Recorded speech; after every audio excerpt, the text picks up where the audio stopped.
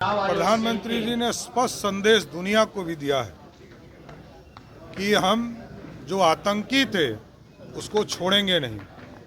किसी भी बिल में घुस जाए उसको निकाल कर मारने का काम करेगी भारतीय सेना। उनके पिताजी ने अराजकता फैलाया बिहार में, और कल ही भगवान सिंह जी वहां गए थे, जदयू के नेता हैं, और उन्होंने स्पष्ट तौर पर बताया कि किसने गोली चलाया। मरने वाले जितने लोग मरे हैं वो पुलिस के नज़र में सब अपराधी हैं।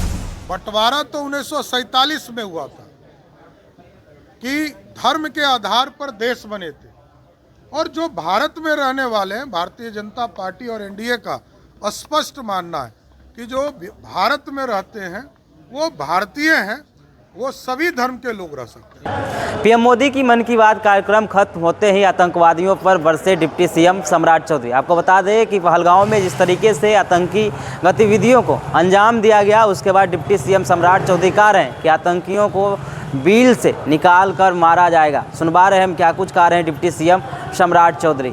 पहलगाम के घटना की चर्चा देश के यशस्वी प्रधानमंत्री जी ने मन की बात में कहा, और प्रधानमंत्री जी ने स्पष्ट संदेश दुनिया को भी दिया है कि हम जो आतंकी थे उसको छोड़ेंगे नहीं। किसी भी बिल में घुस जाए उसको निकाल कर मारने का काम करेगी भारतीय सेना।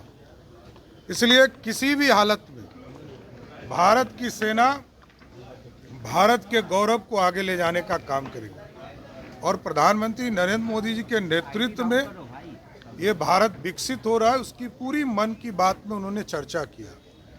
चाहे वो इस देश में सैटेलाइट्स कैसे स्थापित हुए, एनडीआरएफ को कैसे स्थापित किया गया है, सचेत के माध्यम से हम कैसे सचेत हो सकते हैं, उनकी पूरी चर्चा उन्होंने किया है।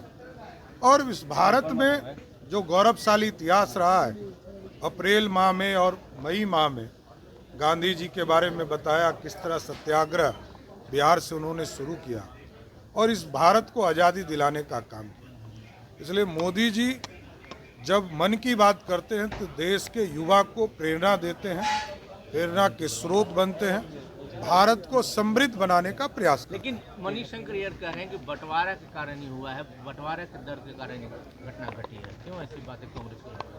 देखिए, इस भारत में यदि नरेंद्र मोदी जी की सरकार 4 करोड़ पक्के मकान बनाती है तो उसमें सभी धर्मों को, अल्पसंख्यक समुदाय को भी 1 करोड़ से अधिक घर देने का काम करती है। पानी का पहुंचाने का काम किया जाता है 10 करोड़ घर में, तो सभी के घरों में पानी पहुंचाने का काम किया। इसलिए इस देश में कोई बंटवारा नहीं है।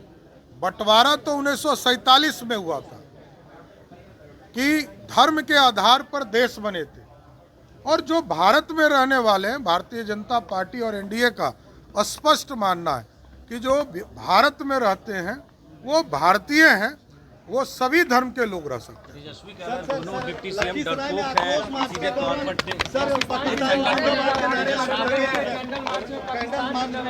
देखिए,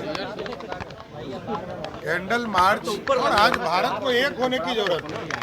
ये धर्म में बटा हुआ देश नहीं है, सब एक है, और पूरा भारत मिलकर आतंकियों से लड़ने का काम करेगा, यह स्पष्ट है। तेजस्वी यादव कह रहे हैं कि दोनों डिप्टी सीएम डरपोक हैं, एक सेंटर पर पोस्ट करके आरा गए थे, एक ही परिवार के 3 लोगों की हत्या कर दी गई, अपराध बढ़ गया है। ये तमाम चीजों को लेकर स्वाभाविक है, उनके पिताजी ने अराजकता फैलाया बिहार में, और कल ही भगवान सिंह जी वहां गए थे, जदयू के नेता हैं, और उन्होंने स्पष्ट तौर पर बताया कि किसने गोली चलाया। मरने वाले जितने लोग मरे हैं वो पुलिस के नज़र में सब अपराधी हैं, और हम जाति धर्मों में नहीं आते। मैं जाति की बात नहीं करता। अपराधी जो भी है उसको मरना होगा और उसको पुलिस ठोकती रहेगी। अपराधी आपस में लड़ रहे हैं तो ये मरेंगे, कटेंगे, लेकिन पुलिस अपना काम करेगी। जो भी अपराधी दिखेंगे उसको जेल के अंदर बंद करेंगे।